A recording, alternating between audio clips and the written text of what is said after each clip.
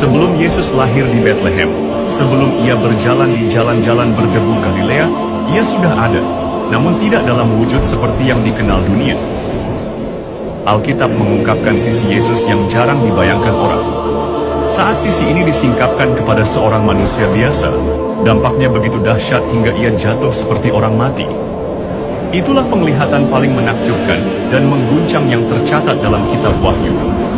Ini bukan sekadar gambaran pengharapan, melainkan konfrontasi langsung dengan keilahian Yesus dalam bentuknya yang paling murni dan kekal.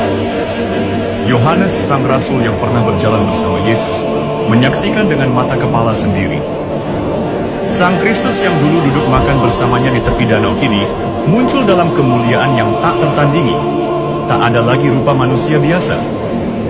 Dalam Wahyu pasal 1, Yohanes sedang berada di Pulau Patmos, dalam pengasingan.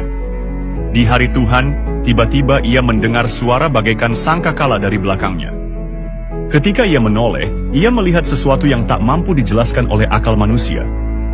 Ia melihat seseorang seperti anak manusia, berpakaian jubah panjang, dadanya dililit sabuk emas.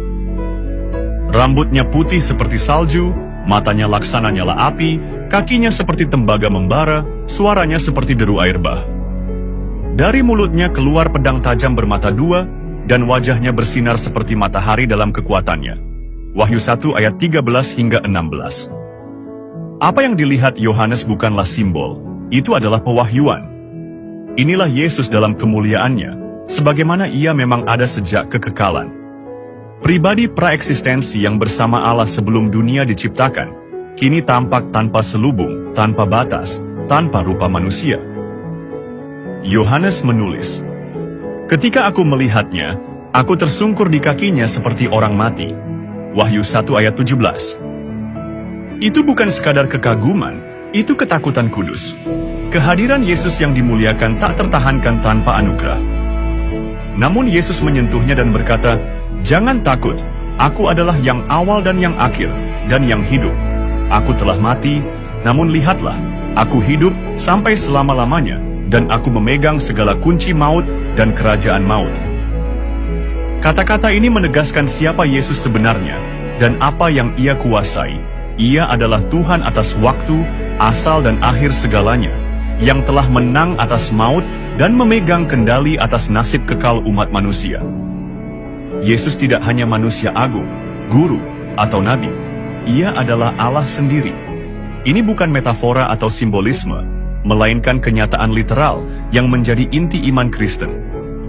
Ketika dunia mengenalnya sebagai tukang kayu biasa dari Nazaret, itu adalah keputusan sadar darinya untuk menyembunyikan kemuliaan demi kasih. Rasul Paulus menyatakan dalam Filipi 2 ayat 7 bahwa Yesus mengosongkan dirinya, bukan berarti kehilangan keilahian, tetapi memilih untuk tidak menampakkan kemuliaannya. Ia adalah sang pencipta yang menjadi ciptaan tanpa berhenti menjadi siapa dirinya. Ia hidup di antara manusia tanpa cahaya surgawi, tanpa sorotan malaikat, tanpa mahkota. Di Gunung Transfigurasi, 3 murid sempat melihat sekilas kemuliaannya, tapi itu hanya sekejap. Selama hidupnya, kemuliaan itu tersembunyi, bukan karena lupa, melainkan karena kasih. Supaya ia bisa menjangkau orang hina, menyentuh yang najis, makan bersama para pendosa. Jika Yesus datang dengan gemerlap api dan malaikat, siapa yang akan berani mendekat? Tapi dengan menjadi hamba, ia jadi bisa direngkuh dan dikenali. Sebelum disalibkan, Yesus berdoa dalam Yohanes 17, "Bapa, permuliakanlah anakmu dengan kemuliaan yang kumiliki bersamamu sebelum dunia ada." Ini bukanlah harapan akan kemuliaan masa depan, tetapi permintaan untuk kembali ke kemuliaan kekal yang sudah dimilikinya. Pernyataan ini menunjukkan keabadiannya.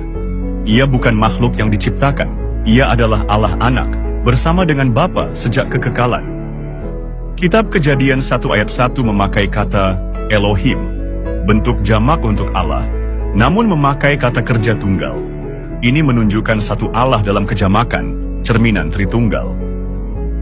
Pada mulanya adalah Firman, dan Firman itu bersama-sama dengan Allah, dan Firman itu adalah Allah. Segala sesuatu dijadikan oleh Dia. Yohanes 1 ayat 1 hingga 3.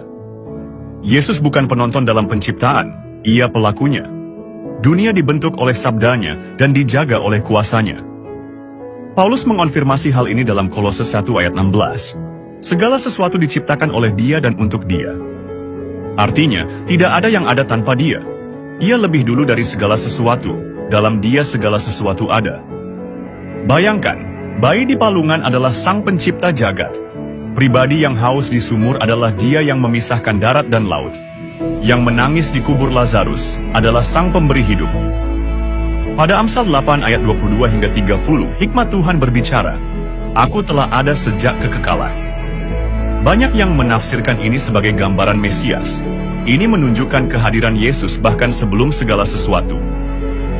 Dan karena Dialah yang mencipta, maka semua tunduk kepadanya. Ia bukan bagian dari ciptaan, tapi penguasa atasnya. Dan penebusan bukan rencana darurat, melainkan kelanjutan dari rencana kekal. Yesus, Sang Seniman Agung, masuk ke dalam lukisan ciptaannya untuk menyelamatkannya. Allah kekal menjadi manusia, bukan karena lemah, tapi karena kasih. Namanya bukan baru di Perjanjian Baru. Ia muncul dari halaman pertama sampai terakhir Alkitab. Dari Kejadian hingga Wahyu, Yesus berkata, "Aku dan Bapa adalah satu." Yohanes 10 ayat 30. Bukan hanya selaras dalam tujuan, tapi satu dalam esensi. Itulah sebabnya para pemimpin agama ingin melemparinya, karena mereka mengerti bahwa Yesus mengklaim diri sebagai Allah. Ia menerima penyembahan, sesuatu yang hanya boleh ditujukan kepada Allah.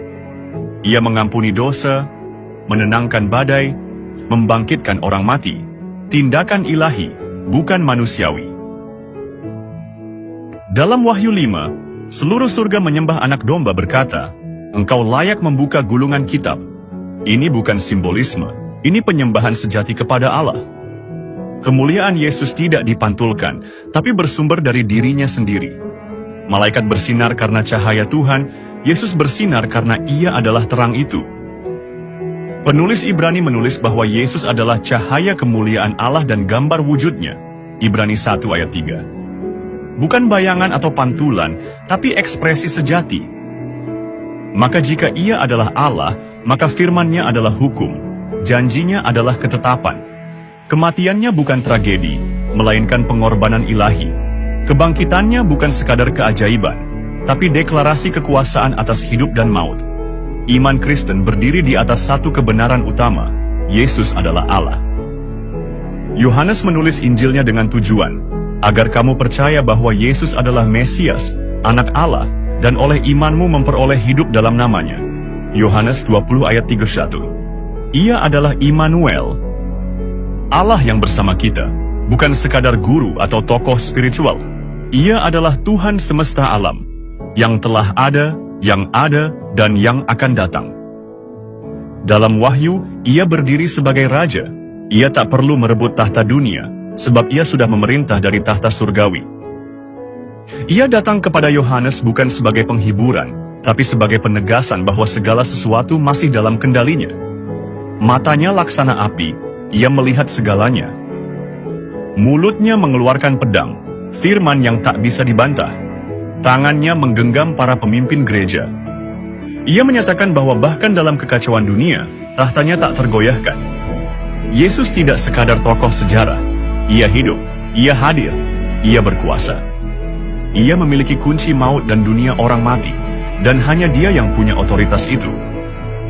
Maut tidak lagi menjadi akhir. Bagi mereka yang percaya, itu hanya transisi di bawah pengawasan Sang Tuhan hidup. Iblis tidak memegang kunci neraka. Yesuslah satu-satunya yang membuka dan menutup. Dengan pengorbanannya, Ia merebut kuasa itu. Dan kini, setiap jiwa ada dalam jangkauannya. Satu pertanyaan tersisa. Jika Yesus adalah segalanya ini, bagaimana seharusnya kita hidup? Jika Ia pusat segala ciptaan, maka Ia juga harus menjadi pusat hidup kita. Jika Ia Raja, maka hidup kita harus tunduk kepada kehendak-Nya.